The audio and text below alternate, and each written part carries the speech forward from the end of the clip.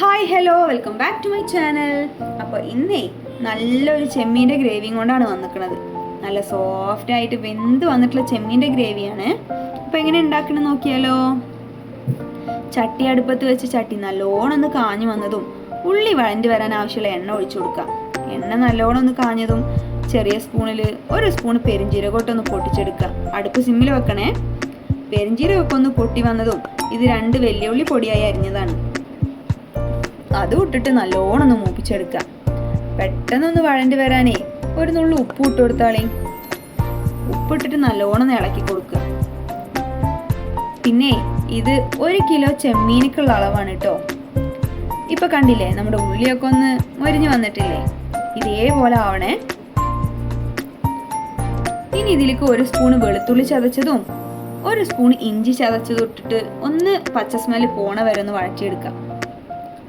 അടുപ്പ് സിമ്മിൽ വെച്ചിട്ടേ 1.5 സ്പൂണ് മുളക് പൊടിയും 1 സ്പൂണ് മല്ലിപ്പൊടി ഇട്ടിട്ട് ആ എണ്ണയിലൊന്ന് കടന്ന് മൂപ്പിച്ചെടുക്കണം. അടുപ്പ് സിമ്മിൽ വെക്കണം കേട്ടോ.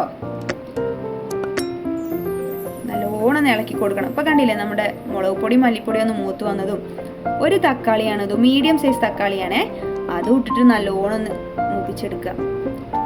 1/2 സ്പൂണ് ബിരിയാണി മസാലപ്പൊടി ഇട്ട് കൊടുക്കുക. ഇപ്പൊ കണ്ടില്ലേ നമ്മുടെ തക്കാളിയൊക്കെ വെന്ത് വന്നിട്ടുണ്ട്. നമ്മളിത് വെള്ളമൊന്നും ഒഴിച്ചു കൊടുത്തിട്ടില്ല കേട്ടോ, വെള്ളം ഒഴിച്ചു കൊടുക്കാൻ പാടൂലേ.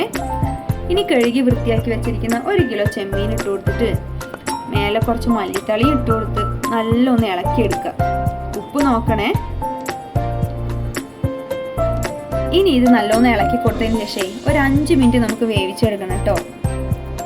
ഇടയ്ക്കൊന്ന് തുറന്ന് ഇളക്കി കൊടുക്കണം. ഇപ്പൊ കണ്ടില്ലേ ആ ചെമ്മീൻ്റെ ഉള്ളിൽ തന്നെ വെള്ളം വന്നിക്കണം. നമ്മൾ വെള്ളം ഒന്നും ഒഴിച്ചു കൊടുത്തിട്ടില്ല. ഇനി ഇത് അടച്ചു കൊടുത്തിട്ടൊന്ന് വേവിച്ചെടുക്കാം. ഇപ്പൊ കണ്ടില്ലേ വെള്ളമൊക്കെ ഒന്ന് വറ്റി റെഡിയായി വന്നിട്ടുണ്ട്. ഇതേപോലെ ആയി വരുമ്പോഴേ 1 സ്പൂൺ അളവിന് കുരുമുളക് പൊടി ഇട്ട് കൊടുക്കാം. അതും ഇട്ടിട്ട് നല്ലൊന്ന് ഇളക്കി കൊടുക്കാം. ആ കുരുമുളക് പൊടി ഒന്ന് എല്ലായിടത്തൊന്ന് എത്തട്ടെ. നമ്മൾ ഇത് അധികം നേരമൊന്നും അടുപ്പിൽ വെച്ചിട്ടില്ല കേട്ടോ. ഒരു 5 മുതൽ 10 മിനിറ്റ് വരെ വെച്ചിട്ടുള്ളൂ. അപ്പത്തിനും കണ്ടില്ലേ ചെമ്മീനൊക്കെ നല്ലൊന്ന് സോഫ്റ്റ് ആയിട്ടുള്ള വെന്ത് വന്നിക്കണത്. അപ്പം നമ്മുടെ ചെമ്മീൻ്റെ ഗ്രേവി ഇവിടെ റെഡി ആയിക്കണം കേട്ടോ. എല്ലാവരും ഒന്ന് ട്രൈ ചെയ്യണേ. വീഡിയോ എല്ലാവർക്കും ഇഷ്ടപ്പെട്ടു എന്ന് വിചാരിക്കുന്നു. എല്ലാവർക്കും വീഡിയോ ഇഷ്ടപ്പെട്ട വീഡിയോ ലൈക്ക് ചെയ്യുക, ഷെയർ ചെയ്യുക. സബ്സ്ക്രൈബ് ചെയ്യാത്തവരാണെങ്കിൽ സബ്സ്ക്രൈബ് ചെയ്ത് സപ്പോർട്ട് ചെയ്യണേ. അപ്പോൾ വീണ്ടും നമുക്ക് വേറൊരു വീഡിയോയിലേക്ക് കാണാം.